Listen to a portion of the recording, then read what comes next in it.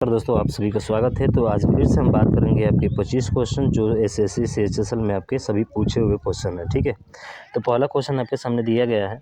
पूछा है कि भारत सरकार द्वारा जनवरी 2021 में शुरू किए गए सक्षम अभियान का उद्देश्य किसके बारे में जागरूक फैलाना है। तो वो देखिए, वो है आपका क्लीनर ईंधन को क्या करना, अपनाना, यानी एडॉप्शन ऑफ क्लीनर फ्यूल्स, यानी क्लीनर ईंधन को क्या करना, अपनाना। इसका जो राइट आंसर होगा वो आपका सी होगा। ठीक है, तो ध्यान रखिएगा, इसकी व्याख्या आपको दी गई यहाँ पे, व्याख्या अच्छे से देख लीजिएगा।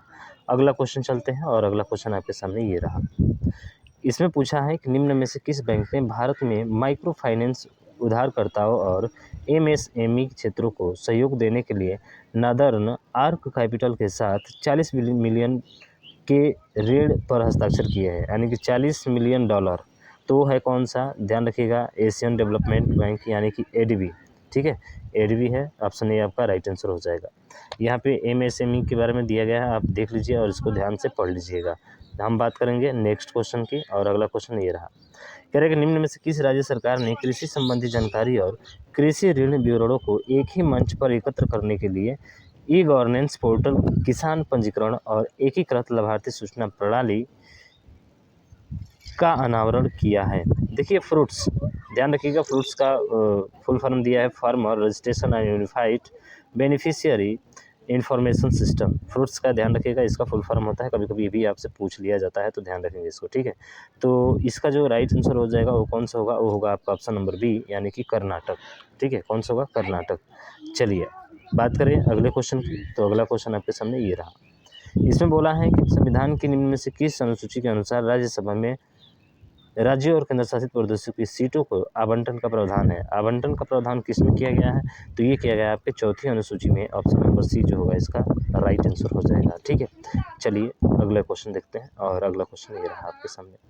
ये तो देख ली भाई साहब, इसमें जो है कुलदीप हांडू, ठीक है सॉरी, कुलदीप हांडू ने 2020 में द्रोणाचार्य पुरस्कार जीता है। वे निम्न में से किस खेल से संबंधित है, तो ध्यान रखिएगा वो है आपके वुशु से। किससे, वुशु से है, ध्यान रखेंगे इसको। ठीक है, अगला देखिए, अगला है आपका यहाँ पे ये क्या बोल रहा है कि शिग्मोत्सव मूल रूप से जनसाधारण का त्यौहार है, जिसे फाल्गुन यानी कि मार्च, जिसमें होली बनती है, ठीक है, के महीने में पूर्णिमा के दिन मनाया जाता है। यह त्यौहार किस राज्य में मनाया जाता है, तो ये त्यौहार जो मनाया जाता है वो आपकी गोवा में मनाया जाता है, यानी कि ऑप्शन नंबर ये आपका राइट आंसर हो जाएगा। ठीक है, तो ध्यान रखिएगा, शिग्मोत्सव भारत की गोवा राज्य में मनाया जाने वाला एक बसंत त्यौहार है। क्या है, बसंत त्यौहार है। बाकी ध्यान रखिएगा, हिंदू जो है 14 दिन तक चलने वाले इस त्यौहार को मनाते हैं, और इस त्यौहार में गोयन हिंदू परंपराओं और पौराणिक कथाओं का प्रदर्शन किया जाता है।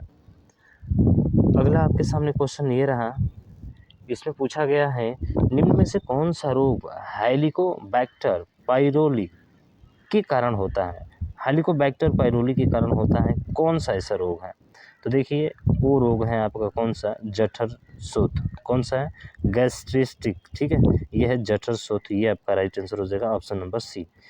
तो ध्यान रखिएगा, क्या होता है, पेट में होने वाले छाले, जठर शोथ बोलता है उसको। ठीक है, एच पाइलोरी इसको कहा जाता है, नाम के बैक्टीरिया के कारण होता है, और ये बैक्टीरिया पेट में सूजन की स्थिति पैदा कर देते हैं, जैसे घाव या छाले हो जाते हैं। ठीक है, तो घाव या छाले होते हैं किससे, जठर शोथ से। ठीक है, इसी को बोला जाता है। अगला देखिए, अगला है निम्न में से किस वर्ष में कॉर्नवालिस को लागू किया गया था।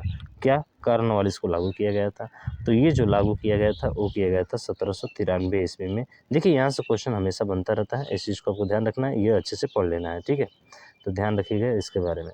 अगला देखिए, अगला है कि भारत ने UNFCCC में बहुपक्षीय वार्ताओं में सक्रिय रूप से काम किया है, और UNFCCC का पूर्ण रूप क्या होता है, तो देखिए UNFCCC का पूर्ण जो रूप होता है वो होता है आपका ऑप्शन नंबर यही होगा, यानी कि United nation framework convention on climate change, यानी कि United Nations framework convention on climate change होता है किसका, UNFCCC का। ध्यान रखेंगे इसको। ठीक है, तो ऑप्शन ए आपका राइट आंसर हो जाएगा।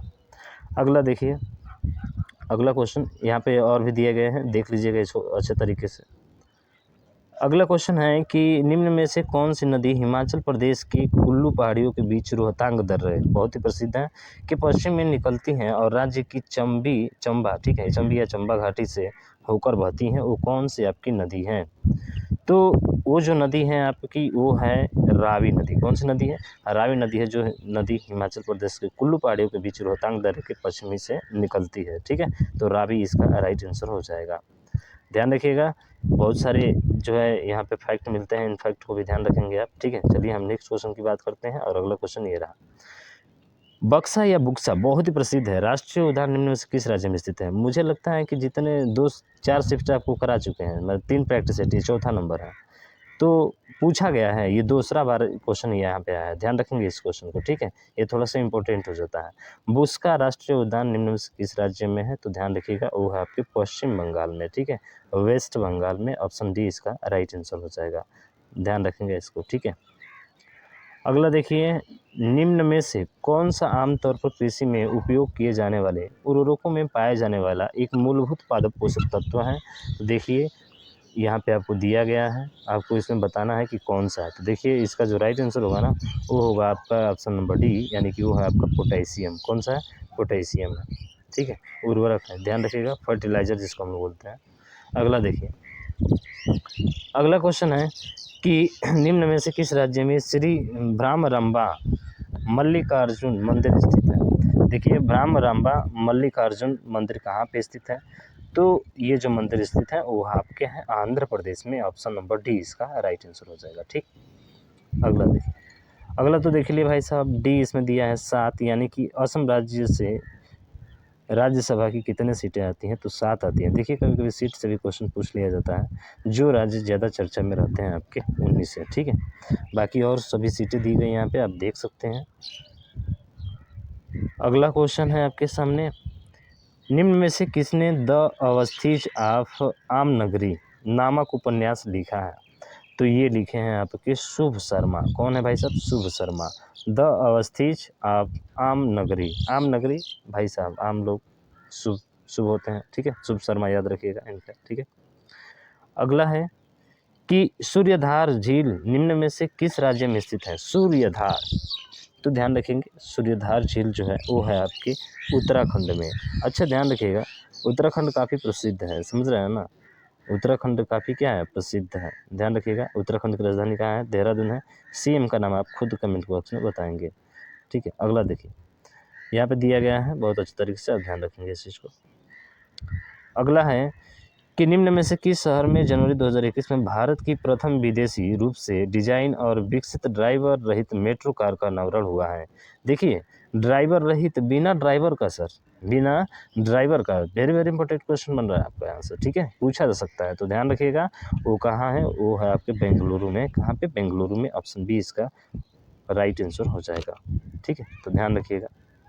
अगला देखिए, अगला क्वेश्चन है कि निम्न में से कौन सा कारक कृषि भूमि की उर्वरता हानि के लिए उत्तरदायी नहीं है? तो क्या जल भराव, मृदा क्षारीकरण, मृदा लवणता या उच्च मृदा धनायन विनिमय क्षमता? कौन सा होगा इसका?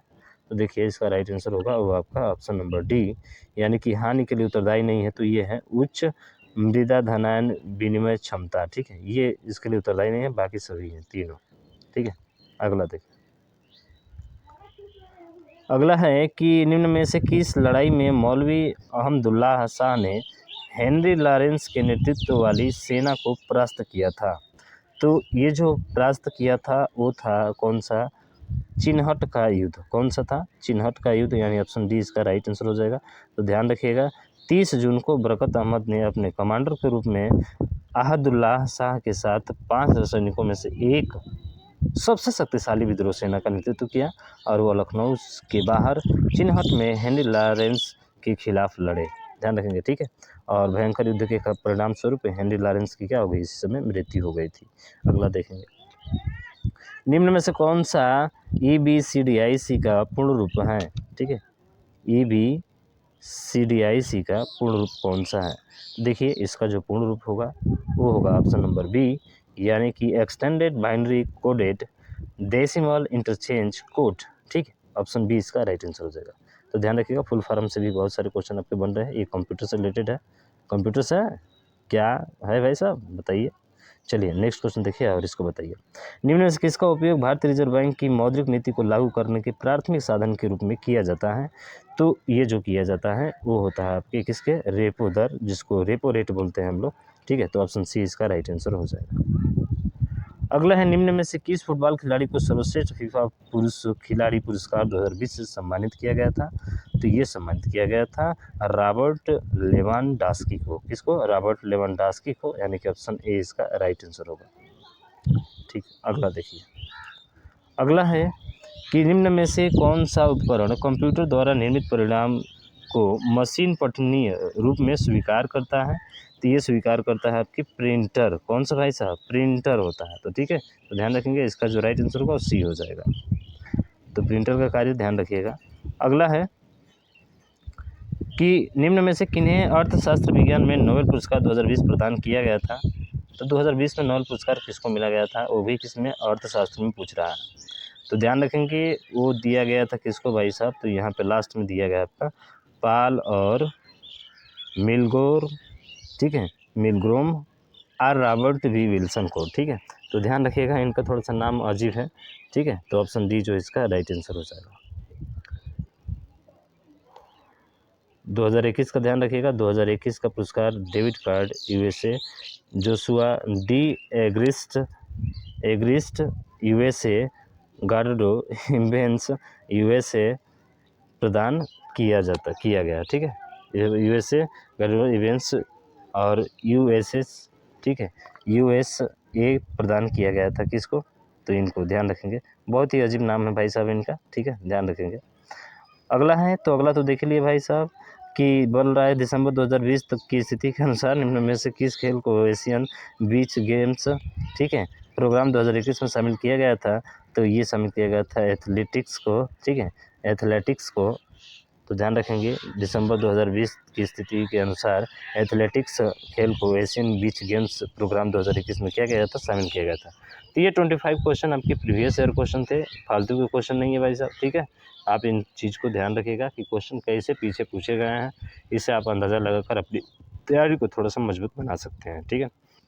तो मिलते हैं हम लोग नेक्स्ट वीडियो में, तब तक के लिए जय हिंद, जय भारत।